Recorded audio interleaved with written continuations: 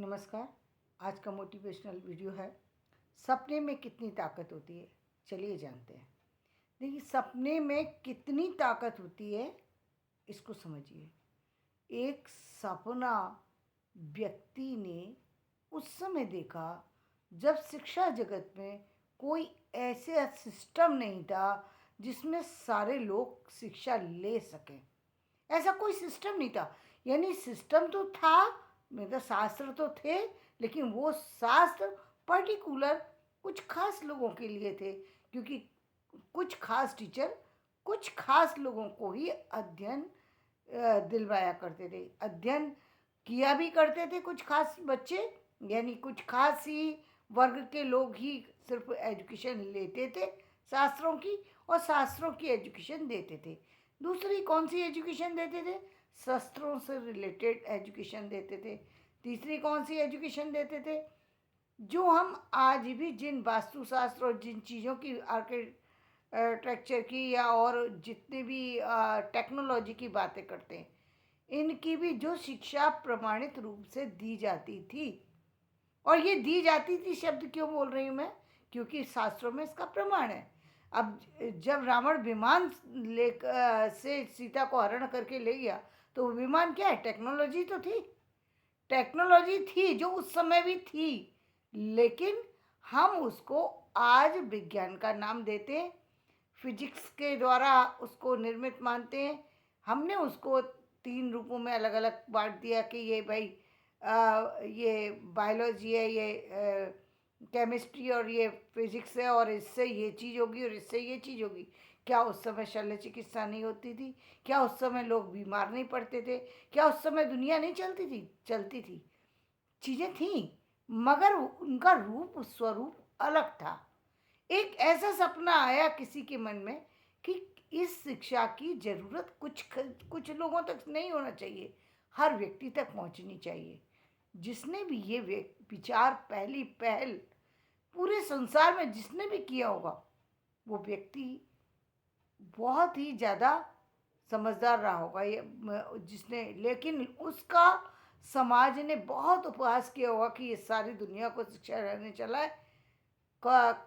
जहाँ पर जो राजाओं के बच्चे तो पढ़ नहीं पाते, उनको तो शिक्षक में उपलब्ध नहीं होते। शिक्षक होते हैं तो दो चार ही होते हैं जिनको खास ओहदा संसार में दिया जाता है। यानी राजा से भी बड़ा ओहदा यदि किसी को मिलता है तो एक आचार्य को भी मिलता था, कि जो कि सब कुछ उसको बता सकते थे।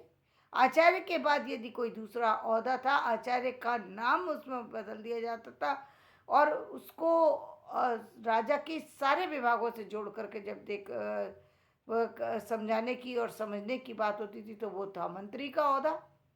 मंत्री में भिन्न भिन्न पद होते थे, वहाँ पर उनका ओहदा होता था, लेकिन ये सारे ओहदे उन्हीं लोगों को मिलते थे जो खास उस गणित की जानकारी, धन से जुड़ी समस्याओं का समाधान करने के लिए निश्चित रूप से अंक गणित की ज़रूरत होती है। बिना गणना के आप कैसे कर बताएंगे कि कितने पैसे हैं और कितने पैसे खर्च हो गए, कितनी मुद्राएं थी, कितनी खर्च हो गई, कितने जो अंक ज्योतिष तो पूरा गणित पे ही चलता था। तो यानी उस समय गणित गणित उस समय भी ज़रूरत थी। जब स्टार्ट हुई दुनिया, तो वहाँ पर गणित की ज़रूरत पड़ी, वस्तुओं के निर्माण की ज़रूरत पड़ी। ये सारी जितनी चीज़ें देखते हैं प्रारंभिक रूप से पढ़ा होगा, लेकिन जो हम जब हम महाभारत और उन सब में चले जाते हैं, जहाँ हम देखते हैं कि बड़े बड़े महल बने हुए हैं, महल में जो जहाँ हम देखते हैं कि द्रौपदी जो है वो जब दुर्योधन जो है वो महल के फर्श पर चलता है, और वहाँ को फर्श के अंदर जब उसे अपना चेहरा दिखाई देता है, यानी फर्श इतना साफ और चमकदार था कि उसको लगा कि यहाँ पर पानी गिरा हुआ है। तो वो जो है वो उसमें संभल कर के पैर रखता है, तो और गिर पड़ता है, तो वो द्रौपदी जो है वो उसे देख करके हंस जाती है, जिस पर इतना बड़ा महाभारत होता है। तो यानी महाभारत की बात हम यहाँ पर नहीं कर रहे, हम यहाँ पर बात कर रहे हैं कि वो टेक्नोलॉजी उस समय भी थी, लेकिन इन सब का जो सिस्टम में लाने का एक काम जो था, वो किसी खास व्यक्ति ने सपना देखा कि हर व्यक्ति के हाथ में किताब होना चाहिए। ये किताब किसी खास व्यक्ति के लिए नहीं बनी है, शिक्षा किसी खास के लिए नहीं बनी है। शिक्षा का तो जो है संसार भर में फैलना जरूरी है, इसका प्रचार प्रसार होना जरूरी है, तब लोग हंसे भी होंगे उसके विचार पर, और निश्चित रूप से उसमें कामयाबी मिली तो काफ़ी लंबे समय में मिली होगी, क्योंकि पहले तो पुस्तकें बनाना ही मुश्किल काम। कैसे बनाए, क्या रखें उसमें कंटेंट, क्योंकि एक व्यक्ति सोच रहा है और बात कर रहा है, लेकिन इतनी सारी आज की जैसी टेक्नोलॉजी तो विकसित थी नहीं कि आज हमने जरा सी समस्या, इतनी बड़ी समस्या थी कोरोना काल में, इतनी बड़ी टेक्नोलॉजी की समस्या आई शिक्षा में, एकदम ऑनलाइन सारी शिक्षा हो गई पूरे संसार की। इतनी टेक्नोलॉजी तो विकसित थी नहीं। अब वहाँ तो बिल्कुल सिस्टम को रखना है, पुस्तकें हैं ही नहीं किसी भी सब्जेक्ट की। जब हम कहते हैं कि केवल हिंदी साहित्य नहीं था, उसको डेवलप करने के लिए हमको इतने साल लग गए, उसके बाद भी उतना साहित्य कंटेंट नहीं तैयार हो पाया, और विदेशों में ज़्यादा कंटेंट है, तो उसका कारण क्या है? वहाँ टेक्नोलॉजी विकसित थी, वहाँ 150-200 साल पहले से टेक्नोलॉजी विकसित है। वहाँ पर पहले से ही एक तो भाषाएं नहीं बदली इतनी, जितनी भारत के अंदर भाषाएं बदलती हैं उतनी भाषाएं वहाँ कभी नहीं बदली। विश्व स्तर पर इंग्लिश पहले ही पहुँच चुकी थी, और फिर टेक्नोलॉजी का सहारा मिल गया, तो वो अब हम उससे बराबरी करने चलते हैं भाई। उसमें थोड़ा थोड़ा भी बूंद बूंद भी किसी ने दिया होगा तो वो सागर है, पूरा पूरा सागर बन चुका है उनका साहित्य। हमारे साहित्य को सागर बनाने के लिए उस पर हर व्यक्ति को काम करने की ज़रूरत है, तब जाकर के ये पुस्तकें भारत के जो हम साहित्य की बात करते हैं, भारत के हिंदी के साहित्य की बात करें, चाहे संस्कृत साहित्य की बात करें, ये तब लोगों तक पहुँचेगा जब पहले हमारे लोग उसका उतनी उतनी मात्रा में अपनी पुस्तकें तैयार करेंगे और उनको वहाँ तक पहुँचाएंगे। केवल लिखना ज़रूरी नहीं होता, केवल आपका ये ज़रूरी नहीं है कि आप कोई किताबों में कॉपियों में लिख लिख करके रख लीजिए, उनको कौन जानता है। आप पब्लिश तो आपको आप पब्लिश कराइए ना कराइए, कैसे करेंगे आप, कैसे बढ़ेंगे, ये विषय नहीं होता है। विषय ये कि हाथ में लोगों तक पहुंचनी चाहिए चीज़ें, और पहले भी लोगों ने पहुंचाई और आज भी पहुंचा रहे हैं लोग, चाहे जिनके पास पैसे थे वो भी पहुंचा देते हैं, जिनके पास पैसे नहीं है वो भी पहुंचा देते हैं। लेकिन ये तो पहुंचाने का तरीका है अपना अपना, जो अपनी बात को सामने वाले तक पहुंचाने का, लेकिन पहुंच जाती हैं चीज़ें। तो वो उस समय में जो एक पहली बार जब बुक्स निर्माण हुआ होगा कि भाई छात्रों के लिए एक पर्टिकुलर सिस्टम दिया जाए कि भाई इतने के बाद आपको ये जो है डिग्री आपको मिल जाएगी, तो एक डिग्री मिलने लगी। लेकिन वो डिग्री इस तरह की डिग्री नहीं थी जिस तरह की डिग्री जो कि हमने जो ये फोर्ट विलियम कॉलेज वगैरह खुलने के बाद, जब विश्वविद्यालय भारत के अंदर खुले, उसके बाद जो सिस्टम आया, वो सिस्टम पहले नहीं था। बुक्स तैयार हुई, चीज़ें तैयार हुई हैं, लेकिन उस तरीके से तैयार नहीं हुई जिस तरीके से बाद में तैयार हुई हैं। यानी 1805 के बाद जो पुस्तकों का निर्माण हुआ है, जो चीज़ें बनी है, वो अलग ढंग से बनी, और जो 2021 के बाद जो निर्माण हुआ है वो एकदम अलग तरीके का हुआ है। ये निर्माण 3-4 उसमें आप देख सकते हैं। पहला निर्माण आप देखेंगे कि जो पहले हम जब बात करते हैं, जहाँ पर हम नालंदा विश्वविद्यालय और उन सब की जो बात करते हैं, उस समय जो बुक्स का निर्माण है, जो चीज़ों का निर्माण है, वो बिल्कुल एक अलग तरीके का निर्माण है। उस तरह उसमें शास्त्रों का ज्ञान ज़्यादा है, उसमें इतिहास का ज्ञान ज़्यादा है, उसमें और चीज़ों का ज्ञान ज़्यादा है। चीज़ें हैं, टेक्नोलॉजी है, सारी चीज़ें हैं, रखा भी गया है, लेकिन अब जो चीज़ें दी जा रही हैं वो एक प्रॉपर वे में लोगों तक पहुंच पा रही हैं। उसका कारण क्या है कि अब हमने एक सबके लिए शिक्षा का को सुलभ कराया है। तो वो जो स्टार्टिंग हुई वो 2000 पहले 1845 के बाद जो स्कूलों का खुलना प्रारंभ हुआ, तब उस समय बुक्स जो है वो पाठ्यक्रम में लगाई गई। कुछ लोग निकले, बेशक उस समय स्त्रियां ज़्यादा बाहर निकल करके एजुकेशन नहीं ले पाई, लेकिन फिर भी एजुकेशन सिस्टम में बढ़ावा मिला, पुस्तकें तैयार हुई, लोग पढ़ने के लिए निकले। भारतेंदु जी ने जो इतनी सारी बातें कही वो इसी के आधार पर कही थी कि भाई हम भारत में चल क्या रहा है, लोग कर क्या रहे हैं, यहाँ तो सब अंदर अभी भी चल रहा है, अभी भी कुछ जगह ऐसी चीज़ें चलती हैं जो पहले था कि अंधेरे सब चीज़ें एक ही दाम में, तो वो अभी भी चलाते हैं लोग। जहाँ पर जितनी समझ है वो व्यक्ति उतना ही काम करेगा ना, तो वो वहाँ पर उसी तरीके से होता है। और उनकी गलती नहीं है इसमें, चीज़ें ही उपलब्ध नहीं थी उस समय। फिर उसके बाद बदलाव आया, वो आया 1900 के बाद। 1900 के बाद हिंदी में बदलाव आया, चीज़ों में बदलाव आया, फिल्म जगत आया। पहले भी वो बनते थे स्टेज में जो नौटंकी वगैरह इस तरह के होते थे, लेकिन एक तो वो कुछ खास लोगों के बीच होते थे, और उसमें ज़्यादातर जो है अनर्गल बातें होती थी, वो सबके लिए सुलभ भी नहीं होती थी, और जिनके लिए सुलभ होती थी वो उस योग्य ही नहीं होते थे, उनका उसमें कोई दिलचस्पी होती नहीं थी। और वो तो सिर्फ वहाँ पर मनोरंजन के लिए जाया करते थे। जो लोग वास्तव में कुछ समाज में कर सकते थे वो लोग वहाँ पहुँचते ही नहीं थे, तो चीज़ें कैसे उनको उपलब्ध होंगी।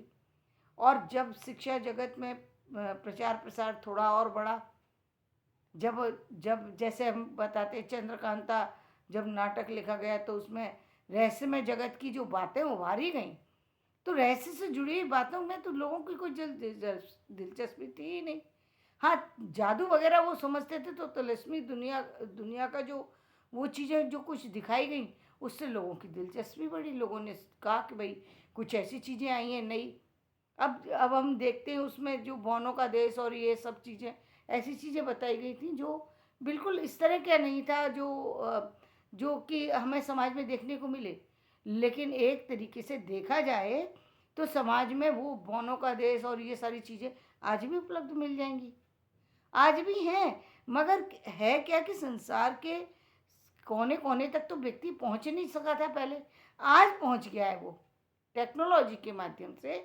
आज हर कोने की तक पहुंच गया है। आज इतनी सारी भाषाएं आपको सुनने को मिल जाती हैं। कभी कभी आप इस पर जाइए और भाषाओं के बारे में अध्ययन कीजिए, तो आपको मालूम पड़ेगी कैसी कैसी भाषाएं हैं संसार के अंदर, जहाँ पर इतने अजीब तरीके से बोलते हैं कि आप लोग बड़े आश्चर्य में रह जाएंगे। और इसी तरीके से और चीज़ें भी हैं जो बन रही हैं, बदली हैं। वो रहने का एक बहुत सारे ऐसी जगह हैं जहाँ पर लोगों को पता ही नहीं कि दुनिया दूसरी होती क्या है, जहाँ पर जाना ही संभव नहीं है। वो कैसे वहाँ क्या जानकारी हासिल की गई है वो नहीं पता, शायद टेक्नोलॉजी के माध्यम से ही की गई होगी, या क्या है कि उसमें माइनस में भी -40 के भी नीचे पहुँच जाता है, तो वो कैसे वहाँ पर लोग जीवित रहते हैं, कैसे क्या रहता है ये नहीं, ज़्यादा आइडिया नहीं है। लेकिन वहाँ की जानकारी कैसे ली, ये एक प्रश्न बनता है। लेकिन वहाँ तक लोगों का रहना, पहुँचना, चीज़ों का निर्माण होना, चीज़ों को नए नए तरीके से देखना, तो ये सारी चीज़ें जो हैं, ये सपने में ताकत होती है कि वो सपना देखा, तो उसके बाद वो सारी परिस्थितियाँ और वो सारी टेक्नोलॉजी विकसित हुई, फिल्म जगत आया। फिर फिर दो फिर आप चलिए 1980 में, फिर एक पूरा पूरा बदलाव है 1980 से लेकर के और जो 2000 तक का जो आप साहित्य देखेंगे, जितनी चीज़ें देखेंगे, जितने बदलाव देखेंगे, जितने विकसित प्रणाली देखेंगे, उसमें जो एजुकेशन है, स्कूल एजुकेशन में महिलाओं का पार्टिसिपेशन जो है उस समय बढ़ गया था। जब इंदिरा जी जो प्रधानमंत्री के पद पर आई, तो महिलाओं ने जाना शुरू किया। बहुत सारी सी चीज़ें ऐसी आई जो जिन्होंने जो हमारे यहाँ जो वंशानुगत चीज़ें चली आ रही थी उसमें रोकथाम की, जिसमें लोगों ने विरोध भी किया। लेकिन कहीं किसी हद तक होना ज़रूरी था, किसी हद तक जो है उसको रोकथाम की गई। और जब उन्होंने उस समय ये एक्शन लिया, तब हमारी जनसंख्या आज 160 करोड़ पे पहुंच गई। उस समय जब इस तरीके का एक्शन लिया, बेशक हम बहुत सारी बातें बोल देते कि नहीं ये ऐसा एक्शन नहीं लेना चाहिए था, एक्शन तो लेना पड़ता है ना। जब समाज में परिस्थितियों को बदलने के लिए चीज़ें करनी पड़ती हैं, तो अब वो लिया गया, चीज़ें हुई, बदलाव आया। तो वो जो 80 से लेकर के और जो वो 4 साल एक बहुत महत्वपूर्ण थे, 80 से लेके और 84 तक का समय। सबसे ज़्यादा महत्वपूर्ण था। जो 74 से लेके और 80 तक के बीच का समय था, वो भी एक चेंज का समय था, लेकिन जो 80 से लेकर के और 84 तक का जो इंदिरा जी का लास्ट समय का रहा है, वो तो काफ़ी सारे उतार चढ़ाव से भरा हुआ समय था।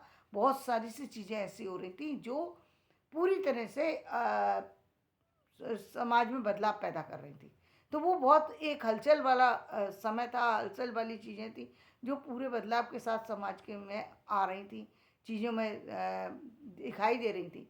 और उसके बाद जो बदलाव हुआ वो सन 2000 के बाद एक ऐसा बदलाव हुआ जहाँ पर फिल्म इंडस्ट्री के लोग जो कि कभी फिल्म इंडस्ट्री से हट कर के सीरियल वगैरह में आना पसंद नहीं करते थे, सीरियल को कोई भाव ही नहीं देते थे, सीरियल की दुनिया को या फिर फिल्म या कहेंगे कि टीवी की दुनिया को कोई महत्वपूर्ण नहीं समझते थे कि इसमें क्या करेंगे, इसमें क्या है ऐसा जो इस तरफ जाया जाए। लेकिन एक एक एक ऐसा समय आया जब अमिताभ बच्चन जी के ऊपर समस्या आई और उन्होंने जब उसमें आकर के और जो टीवी की में जो चीज़ों से जुड़े, टीवी की जो भी चाहे ऐड से जुड़े या फिर और चीज़ों से जुड़े, और उन्होंने जो अपने आप में बदलाव ला करके जो चीज़ें शुरू की, उससे जो जो फ़िल्म जगत के काफ़ी सारे जो एक्ट्रेस थीं, जो एक्टर थे, जो कि बिना जो असमय में मृत्यु को प्राप्त हो गए। किस लिए? क्योंकि फाइनेंशियली एक बहुत बड़ा उनके सामने एक ये प्रश्न उठता था कि एक एक समय तक ही उनको फ़िल्म में रोल मिलता था, उसके बाद फ़िल्म में रोल मिलना बंद हो जाते थे। और जब आपको रोल ही नहीं मिलेगा तो फिर आपको पैसा कहाँ से आएगा? आपने अपनी आदतें तो वैसे ही बना ली, फाइनेंशियली कंडीशन एकदम बहुत ऊपर गई और एकदम फिर डाउन। ये तो हमें पता तो तब लगा ना जब अमिताभ बच्चन के साथ में ये बात हुई और सारे चीज़ों के सामने आ गई, तो हमें पता लगा। वैसे तो ये पता लगता ही नहीं ऐसी चीज़ें। तो बहुत सारे से लोगों को बहुत सारी फिल्म एक्ट्रेस जो है वो आज तक काफ़ी 2010 तक भी हमने कुछ ऐसी एक्ट्रेस को के बारे में सुना जो कि असमय में ही फाइनेंशियली परेशानियों से जूझते जूझते ख़त्म हो गई, क्योंकि उस समय सोचा ही नहीं जा सकता था। उस समय जो फिल्म जगत से जुड़े हुए लोग थे वो इन सबको छोटा काम समझते थे और इस फील्ड में आना ही नहीं चाहते थे। अमिताभ बच्चन ने इस फील्ड में आकर के अमिताभ बच्चन जी ने इस फील्ड में आकर के और उन्होंने ये बता दिया कि जीवन में ये नहीं है कि आदमी को एक ही जगह पर सिर्फ रुक जाना चाहिए। यदि दूसरे उसको कोई रास्ते मिल रहे हैं, निश्चित रूप से उसको अडॉप्ट कर लेना चाहिए। ये जीवन है, जीवन में एक ही तरह की चीज़ें तो होती नहीं है, या फिर कोई और दूसरा रास्ता समय रहते निकाल लेना चाहिए। और वैसे मैं कहूँ तो ये बहुत बड़ा आज जो महानायक का जो उनको अ, एक पद मिला है वो इसी इसी इसी जो है सीरियल के द्वारा, और जो सबसे ज़्यादा जो कौन बनेगा करोड़पति, इसी के माध्यम से मिला है कि पूरे संसार में उनकी पहचान बन गई। ये इतना बड़ा शो हुआ कि उनकी उनकी ज़िंदगी का शायद सबसे बड़ा शो हुआ इसी के कारण से। उनकी जो फिल्में लोगों तक नहीं पहुंची थी, आज पूरे संसार में पहुंच गई। आज हर व्यक्ति उनकी फिल्मों के बारे में जानता है, उनके बारे में जानता है। और क्योंकि वो गए पूरे संसार में, उनकी प्रसिद्धि हुई, उसके बाद ही भारत के जितने भी एक्टर और एक्ट्रेस हैं उनका नाम पूरे विश्व से तक पहुंचा है। बेशक लोग माने या ना माने, लेकिन सच्चाई तो यही है।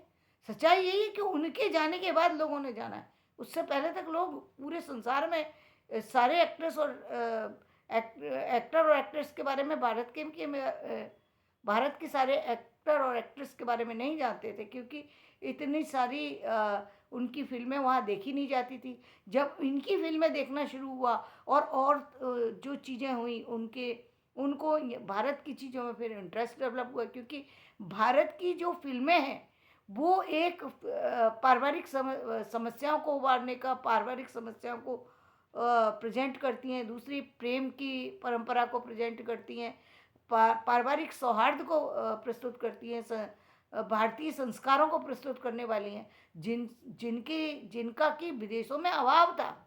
वो अभाव जो है वो वहाँ पर जब ये फ़िल्में देखी गईं, तो भारतीय फ़िल्मों ने वहाँ पर एक तरीके से अपना एक विशेष स्थान बनाया। भारत को गौरवान्वित करने में फ़िल्मों की बहुत बड़ी भूमिका रही है। फ़िल्म, और क्योंकि फ़िल्में आई तो फ़िल्म राइटर्स का भी पता लगा, उसमें जो नायक नायिका थे उनका पता लगा, संगीत का पता लगा, भारतीय संगीत, मतलब जितनी भी जानकारियाँ हुई उस धमाके के बाद हुई हैं। जब ये कौन बनेगा करोड़पति जैसा शो पूरे संसार में प्रसिद्ध हो गया, तब तो ये प्लेटफॉर्म छोटा नहीं है, बहुत बड़ा प्लेटफॉर्म है, लेकिन इसके बारे में लोगों को जानकारी भी नहीं थी और इस पर आते नहीं थे। उनको लगता था फिल्म तो लोगों तक पहुंचने में कुछ लोग ही देखते हैं, लेकिन सीरियल तो संसार में, मतलब जैसे ही टीवी 2090 के बाद जैसे ही टीवी जो है घर घर में पहुंचा, टीवी 2090 में मुझे लगता है कि भारत के 60 से 70% घरों में पहुंच चुका था, और इसके पहुंचते ही जो टीवी जगत है वो पूरी तरह से पूरी दुनिया पर छा गया। और 2020 के बाद तो दुनिया में धूम मचा दी। तो आज तो जो लोग कभी सोच ही नहीं सकते थे कि उनका नाम वहाँ तक पहुँचेगा, वो सब पूरे संसार में छा चुके हैं। फिल्म इंडस्ट्री, लेखक, राइटर, एड से जुड़े हुए लोग वो पूरी दुनिया में छा गए। भारतीय चाहे राजनेता हो, चाहे कोई क्रिकेट का महारथी हो, चाहे वो मतलब खेल का हो या किसी भी चीज़ का, पूरे भारत को विश्व तक पहुंचाने में इस टीवी ने सबसे बड़ा रोल अदा किया। इतने जो चैनल खुले, इतनी पॉपुलैरिटी तो शायद मैं कहूँगी न्यूज़पेपर को नहीं मिली, क्योंकि न्यूज़पेपर एक उस समय तक 2020 तक जो है वो हार्ड कॉपी के रूप में आ रहे थे। वो जो कहेंगे टेक्नोलॉजी पर बेस्ड नहीं थे। वो ऑनलाइन सिस्टम हमारा बाद में अब शुरू हुआ है। उससे पहले लोग देखना कहाँ पसंद है। 2011 में जब मैंने अपना न्यूज़पेपर निकाला और उसे ऑनलाइन दिया, तो लोगों ने कहा कि इसमें इसकी ज़रूरत कहाँ है, ऑनलाइन देखता कौन है, कौन देखेगा इस पेपर को।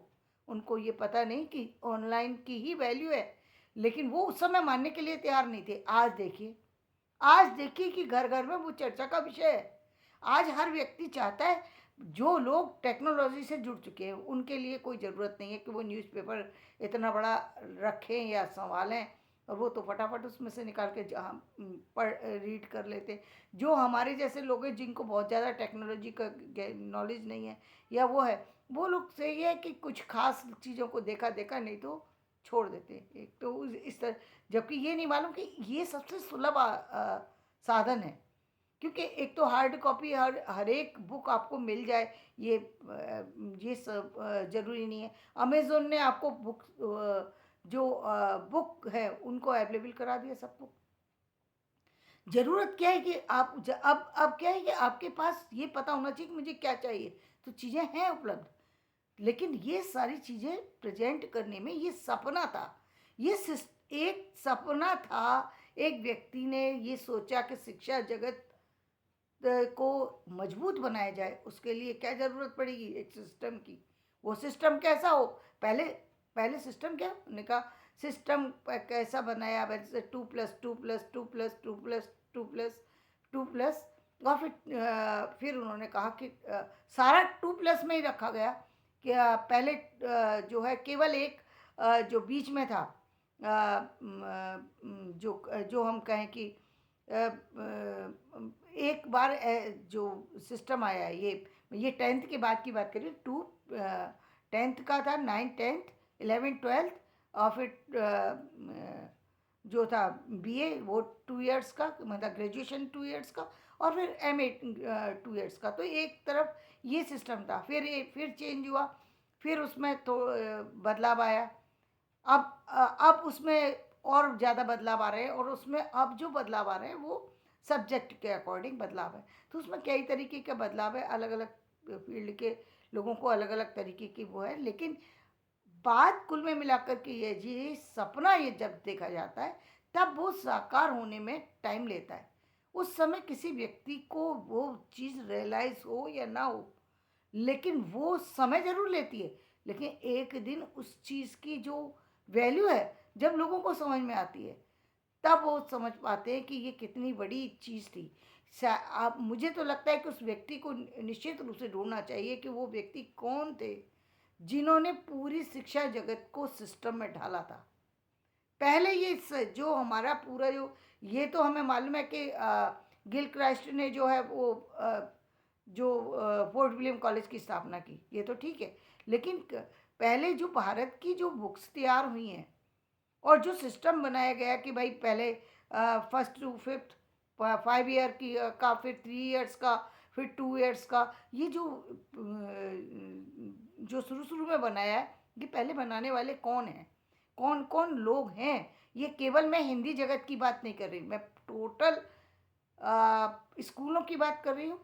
तो मतलब भारतीय जितने स्कूल परंपरा बनी, तो उस स्कूल परंपरा के आधार रखने वाले कौन थे, जिन्होंने ये सिस्टम स्टार्ट किया कि 5 ईयर्स में जो है प्राइमरी एजुकेशन कंप्लीट हो जाएगी, उसके बाद फिर 3 ईयर्स की एजुकेशन होना चाहिए। फिर बाद की तो हमको पता है कि कौन कौन लोग आ रहे हैं, अब तो सारा ऑनलाइन आप देख लीजिए, अब जो बनता है कंटेंट कि कौन कौन बैठे, साइंस के उसमें कौन बैठे, हिंदी के उसमें कौन बैठे, अब तो आप देख कर के पता लगा सकते हैं। उस समय पता लगाना थोड़ा सा मुश्किल था, शायद अब मिल भी जाए उसके बारे में जानकारी, और यदि जानकारी हासिल होती है तो निश्चित रूप से उस जानकारी को हासिल करने की ज़रूरत है, क्योंकि ये एक सपना था जो कि आज पूरे संसार के लिए एक जो है वो बहुत बड़ा जो क्या बोलते हैं, महत्वपूर्ण साधन है, जिसके द्वारा पूरा संसार जो है वो शिक्षा जगत से जुड़ गया है। तो धन्यवाद।